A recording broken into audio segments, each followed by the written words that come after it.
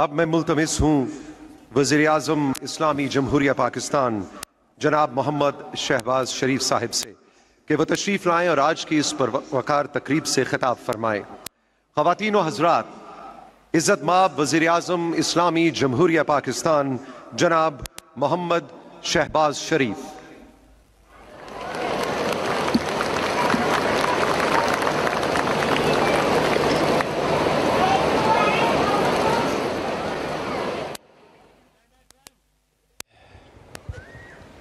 بسم اللہ الرحمن الرحیم۔ میرے انتہائی قابل احترام بزرگوں، نوجوانوں، ماں، بہنوں اور بیٹیوں، السلام علیکم۔ آپ سب کو آج یوم آزادی کے 78 سال مکمل ہونے پر میں آپ سب کو دل کی اتھاہ گہرائیوں سے مبارکباد پیش کرتا ہوں۔ اور آج کا دن صرف کوئی عام دن نہیں، یہ ایک طویل تاریخ ہے جس کے ہر موڑ پر ہمارے بزرگوں کی قربانیاں، ہمارے شہیدوں کے لہو اور آزادی کے متوالوں کے جوش اور ولولے کی نشانیاں ہر جگہ نظر آتی ہیں۔ یہ محض آزادی کی جنگ نہیں تھی، بلکہ دو قومی نظریے کی فتح تھی۔ معزز خواتین و حضرات، آج کے دن میں اپنی طرف سے اور آپ سب کی طرف سے بابائے قوم حضرت قائد اعظم محمد علی جناح، مفکر پاکستان علامہ محمد اقبال اور تحریک پاکستان کے تمام قائدین اور کارکنان کو بھی سلام عقیدت پیش کرتا ہوں، جن کی دور اندیش قیادت اور عظیم جدوجہد نے تاریخ اور جغرافیہ دونوں بدل ڈالے۔ جیسا کہ اسٹینلے وولپورٹ نے، جو کہ ایک بہت مشہور تاریخ دان تھا، اس نے اپنی کتاب جناح پاکستان میں یہ لکھا کہ چند ہی لوگ تاریخ کا رخ موڑ پاتے ہیں اور اس سے بھی کم دنیا کا نقشہ بدلتے ہیں، اور شاید ہی کوئی ایسا ہو جس نے ایک قومی ریاست تخلیق کی ہو۔ لیکن محمد علی جناح نے یہ تینوں کام کر دکھائے اور پاکستان مارز وجود میں آیا۔ میرے عزیز اہل وطن، ہم نے اس جشن آزادی کو مارکہ حق کا نام دیا ہے۔ آپ جانتے ہیں کہ حال ہی میں کس طرح بھارت نے ایک جھوٹے خود ساختہ الزام کی آڑ لے کر اچانک پاکستان پر حملہ کیا۔ اسے یہ گھمنڈ تھا کہ وہ اپنی بے پناہ جنگی طاقت کی بدولت پاکستان کو خدا نہ کرے زیر کر لے گا، لیکن وہ یہ بھول گیا کہ جنگیں صرف ہتھیاروں کے بل بوتے پر نہیں لڑی جاتی۔ اس کے لیے ایسے نڈر بیٹوں کی ضرورت ہوتی ہے جو اپنی جان ہتھیلی پر رکھ کر میدان جنگ میں کود پڑتے ہیں۔ صرف 4 دن کے اندر بھارت کا غرور مٹی میں مل گیا، کیونکہ اس کا سامنا اس جری فوج سے ہوا جس کی پشت پر سپہ سالار field marshal Syed Asim Munir, chairman joint chief of staff committee general Sahir Shamshad Mirza, air chief marshal Zaheer Babar اور نیول چیف ایڈمرل نوید اشرف جیسے بہادر اور قابل عسکری سالار کھڑے تھے، اور ان کی کمان میں وہ جوان تھے جنہوں نے بھارت کو تاریخ کا وہ سبق سکھایا جو اس کی آنے والی نسلیں بھی قیامت تک یاد رکھیں گی۔ یہ وہ بہادر اور دلیر جوان ہیں جو سیسا پلائی دیوار بن کر دشمن کے خلاف لڑتے ہیں اور جن کی مائیں اس دعا کے ساتھ انہیں گھروں سے رخصت کرتی ہیں کہ بیٹا اپنی جان دے دینا لیکن وطن کی آزادی، وطن کی سلامتی اور وطن کی شان پر کبھی آنچ نہ آنے دینا۔ مجھے بتاؤ میرے بزرگوں، بھائیوں اور بہنوں، ایسی قوم کون شکست دے سکتا ہے؟ اور مجھے یہ کہنے دیجئے کہ فیلڈ مارشل سید عاصم منیر قوم کا وہ عظیم بیٹا ہے جس نے بھارت کے جنگی جنون کے خلاف ایسی دلیرانہ اور دانشمندانہ حکمت عملی بنائی جس کا اعتراف دوست اور دشمن سب کرتے ہیں۔ جس طرح 14 اگست 1947 کو ایک نئے آزاد ملک نے جنم لیا، اسی طرح 10 مئی 2025 کو ایک نئی قوم ابھر کر سامنے آئی۔ مارکہ حق نے ثابت کر دیا کہ ہمارے آپ کے بزرگوں نے قربانیاں دے کر جو آزادی حاصل کی تھی، ہم اس کی حفاظت کرنے کی پوری صلاحیت اور طاقت رکھتے ہیں۔ عزیز بھائیوں اور بہنوں، آج اس موقع پر میں آرمی راکٹ فورس کمانڈ کی تشکیل کا اعلان کرتا ہوں۔ جدید ٹیکنالوجی کی حامل اور دشمن کو ہر سمت سے نشانہ لگانے کی صلاحیت رکھنے والی یہ فورس، یہ قوت ہماری روایتی جنگی صلاحیت کو مزید مضبوط کرنے کے حوالے سے ایک اور سنگ میل ثابت ہوگا۔ خواتین و حضرات، پاکستان الحمدللہ اسلامی ممالک کی واحد اور دنیا کی 7ویں جوہری قوت ہے۔ قومی سلامتی کو ناقابل تسخیر بنانے کے اس مشن کے بانی جناب ذوالفقار علی بھٹو سمیت تمام سیاسی قائدین، ڈاکٹر عبدالقدیر خان سمیت تمام سائنسدانوں، انجینئرز، کارکنوں اور پاکستان آرمی سمیت دیگر تمام اداروں کا کردار تاریخ ہمیشہ سنہری حروف میں یاد رکھے گی۔ اور میں اس موقع کے اوپر اپنے قائد جناب محمد نواز شریف کو سلام پیش کرتا ہوں، جنہوں نے ہماری تاریخ کے ایک اور فیصلہ کن موڑ پر 28 مئی 1998 کو دنیا کے دباؤ، دھمکیوں اور 5 ارب ڈالر کی پرکشش پیشکش مسترد کرتے ہوئے ملکی دفاع پر کسی قسم کا سمجھوتا کرنے سے صاف انکار کر دیا اور پاکستان کو ایٹمی طاقت بنایا۔ اللہ تعالیٰ کے فضل و کرم سے ہماری ایٹمی طاقت یاد رکھیے میرے بزرگوں، بھائیوں اور بہنوں، ہماری ایٹمی طاقت کسی طور پر بھی جارحانہ سوچ نہیں رکھتی، بلکہ ہم نے بھارت کی جوہری طاقت کے مقابلے میرے بھائیوں اور بہنوں، مارکہ حق میں پاکستان کی تاریخ ساز کامیابی میں ہمارے مخلص دوستوں کا بھی ہاتھ ہے، جنہوں نے بھارت کے کھوکھلے جھوٹ کو مسترد کرتے ہوئے سفارتی سطح پر ہمارا ساتھ دیا اور مشکل کی گھڑی میں ہمارا حوصلہ بڑھایا۔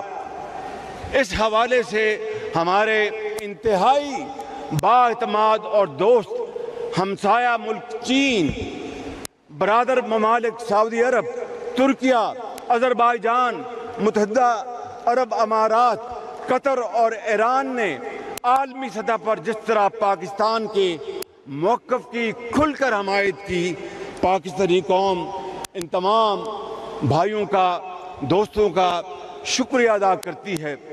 اور اس موقع کے اوپر میں امریکہ کے صدر ڈونلڈ ٹرمپ کا بھی خلوص دل سے شکریہ ادا کرتا ہوں، جنہوں نے اپنی ٹیم کے ساتھ مل کر جنگ بندی کے لیے مثبت اور ٹھوس کردار ادا کیا۔ مجھے کبھی امید ہے کہ خطے میں دیر پا امن کے لیے صدر ڈونلڈ ٹرمپ کشمیر کا مسئلہ اقوام متحدہ کی قراردادوں اور انصاف کے تقاضوں کے مطابق حل کروانے میں اپنا بھرپور کردار ادا کریں گے۔